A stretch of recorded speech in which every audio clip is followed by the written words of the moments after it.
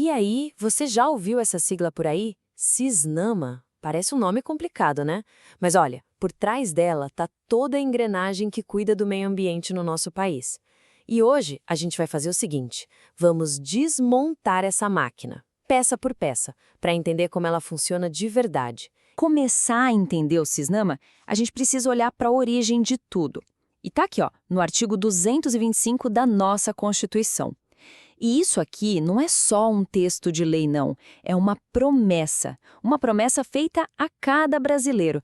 A promessa de um ambiente saudável. E, o mais importante, a ideia de que proteger esse ambiente é um dever tanto do governo quanto da comunidade. Ou seja, nosso, de todos nós. Guarda bem essa ideia porque ela é o porquê de tudo que a gente vai conversar agora. Nosso roteiro aqui vai ser bem direto. Primeiro, o que diabos é o Cisnama? Depois, a gente vai ver um exemplo prático com o licenciamento ambiental para a coisa ficar mais clara. Na sequência, vamos descobrir onde é que você entra nessa história.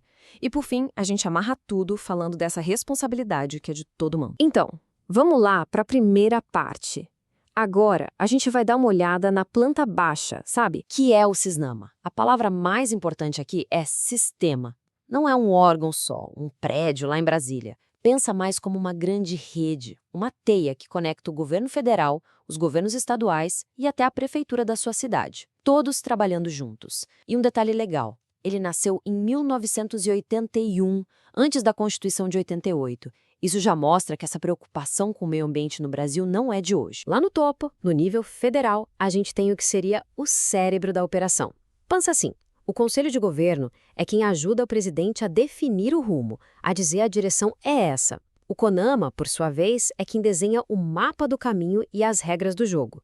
É ele que cria as normas técnicas que todo mundo tem que seguir. E o Ministério do Meio Ambiente? Bom, ele é o grande maestro dessa orquestra. Ele planeja, coordena e garante que a política ambiental saia do papel em todo o país. Se a gente acabou de ver o cérebro, aqui estão os braços e as pernas do sistema. É aqui que a coisa acontece de verdade. No nível federal tem o IBAMA e o ICMBio, que são os grandões, os executores. Mas a força do sistema tá mesmo na sua capilaridade, sabe? São os órgãos dos estados e principalmente os das cidades, que estão ali na linha de frente, no dia a dia. É a política ambiental acontecendo aí, do lado da sua casa. Certo. Já vimos a teoria, a estrutura toda. Mas como essa máquina gigante funciona no mundo real? Para a gente entender isso, vamos pegar um dos exemplos mais importantes e conhecidos do Cisnama, o tal do licenciamento ambiental. A pergunta que fica é: como essa sopa de letrinhas toda, essa estrutura que parece tão distante, afeta uma coisa concreta? Tipo, a construção de uma estrada, de uma usina hidrelétrica ou de um porto. A resposta está num processo bem cuidadoso que é obrigatório e foi pensado justamente para a gente conseguir equilibrar o desenvolvimento com a proteção do meio ambiente. O licenciamento é basicamente um processo de 3 passos, bem lógico. Primeiro vem a licença prévia, a LP. Ela é dada lá no comecinho, na fase do planejamento, e é como se o governo dissesse: ok, a sua ideia e o local que você escolheu parecem viáveis do ponto de vista ambiental. Depois vem a licença de instalação, a LI.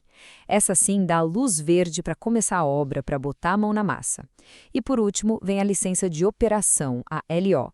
Ela é a autorização final, que diz, beleza, pode ligar as máquinas e começar a funcionar, mas só depois de checar se tudo foi feito como combinado. E quem decide o quê? A regra aqui é bem simples. Se o impacto de um projeto é gigantesco ou se ele atravessa vários estados ou até fronteiras, a responsa é do governo federal, do IBAMA.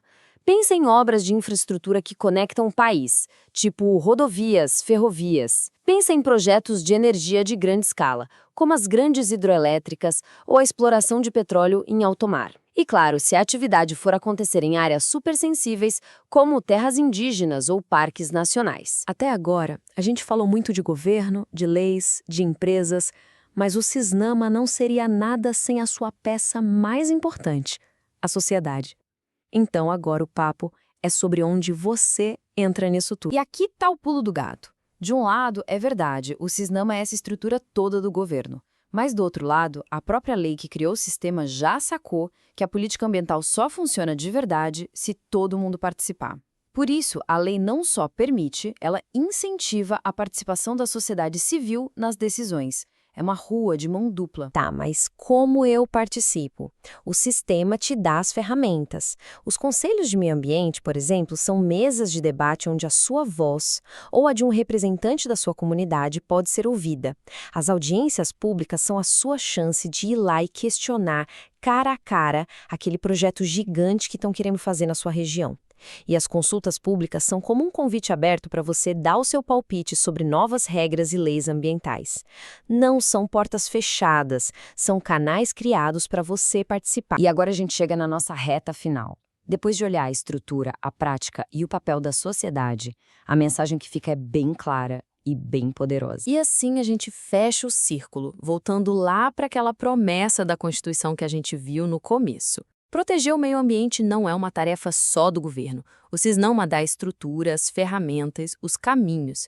Mas a responsabilidade final, o dever de cuidar da nossa casa, essa é tanto do poder público quanto da coletividade. É nossa. O CISNAMAL pode até parecer complexo, mas a ideia por trás dele é simples. É um grande esforço coletivo.